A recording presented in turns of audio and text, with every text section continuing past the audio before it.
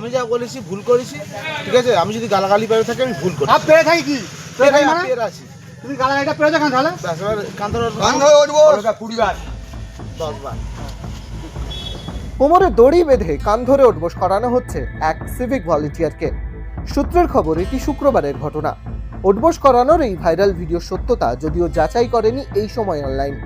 ভিডিওতে শোনা যাচ্ছে ওই সিভিক ভলেন্টিয়ার মুখ্যমন্ত্রীর সম্পর্কে কুরুচিকর মন্তব্য করেছিলেন।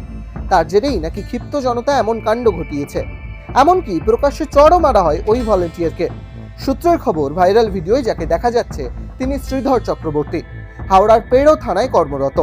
ভিডিওয় আরও শোনা যায় ওই সিভিক ভলেন্টিয়ার স্থানীয় কোনো বিজেপি নেতার প্ররোচনাতেই নাকি এমন কাণ্ড ঘটিয়েছেন।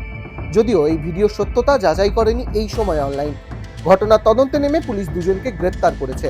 পুলিশ সূত্রে খবর, বিষয়টি ঊর্ধ্বতন কর্তৃপক্ষকে না জানানোর কারণে পেড়ো থানার ওসিকে ক্লোজ করা হয়েছে।